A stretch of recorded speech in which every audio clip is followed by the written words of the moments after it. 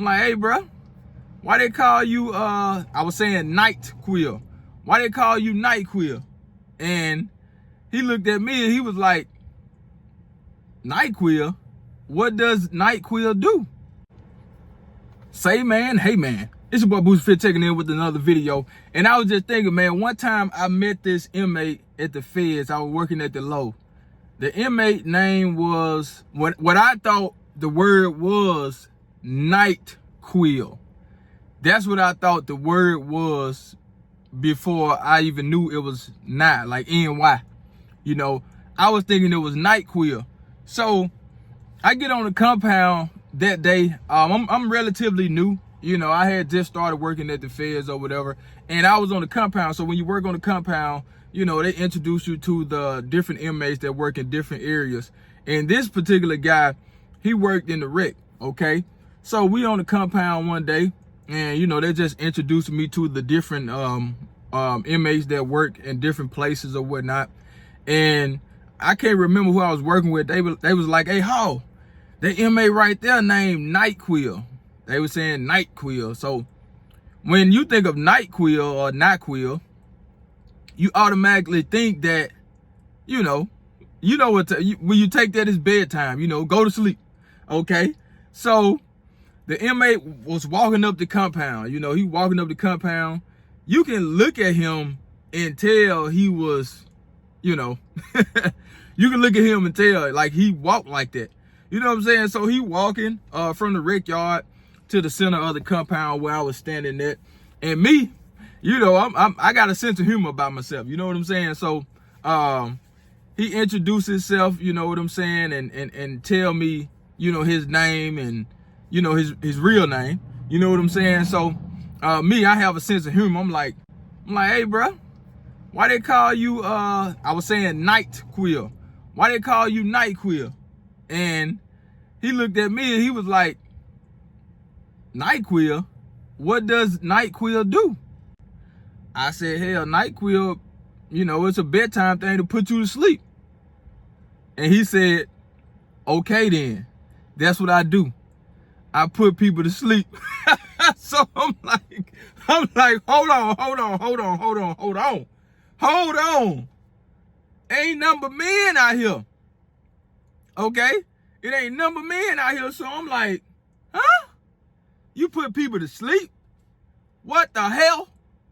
That's what I'm thinking to myself. What the hell?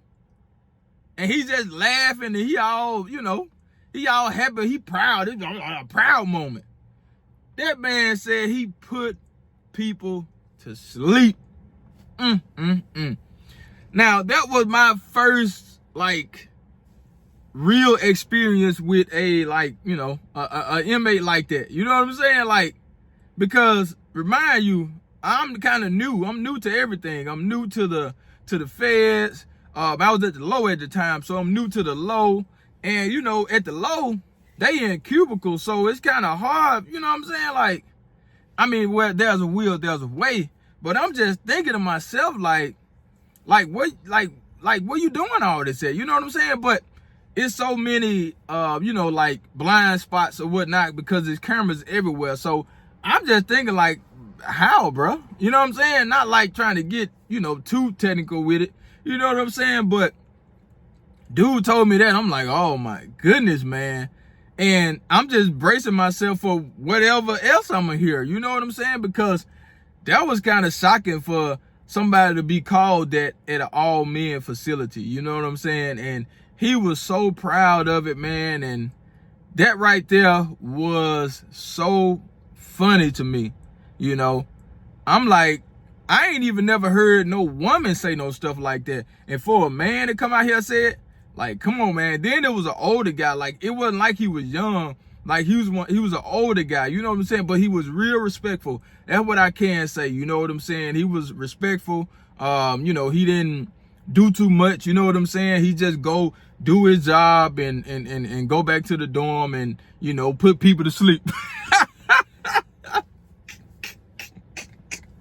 Man, like, I was like, I don't know, man. I ain't know what to think. It was funny though, you know what I'm saying? But yeah, man, I was just thinking about that, and I just decided to come on here and tell you guys because I will be bringing you guys like so many stories and stuff like that of the things the inmates that said to me, man. But that one right there, that was like my first real laugh, you know, when I started working at the feds, like, you know, pertaining to that, you know, because when I was at the state, I kind of worked in a more processing unit where, you know, you didn't have too much time to like do no stuff like that, you know. Then it was open bay. It was like you could see everything. Like it wasn't like at the low where I was with the cubicles and stuff like that, you know what I'm saying, and all the cameras, because at the state we didn't have cameras, so we didn't have to, I mean at the state we didn't have cameras, but the area I was in, it, you know, you could see everything, you know what I'm saying, so it wasn't no blind spots or whatnot. But at the low,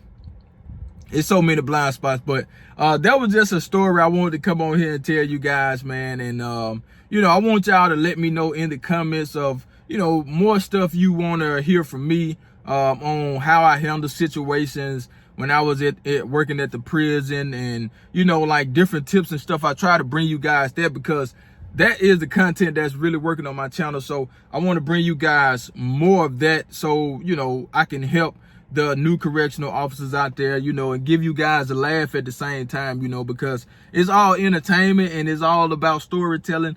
And, you know, none of this stuff is made up. You know, I give you guys the real. I don't work there anymore, so it's like I can come on here and tell y'all all these stories that I have as they come back to my mind, because I was there a long time and a lot of stuff happened to where, like, it's so much stuff that you kind of forget things at time, because it's so much that go on a daily basis, you know, and every single day you have something to talk about. That's why I wish I would have started recording myself when I was working there. If I would have started recording myself when I was working there, everything that happened each day would have been fresh on my mind, and I could come out and, you know, tell you guys what happened that particular day. So for the new correctional officers out there, you know, make your channel, man.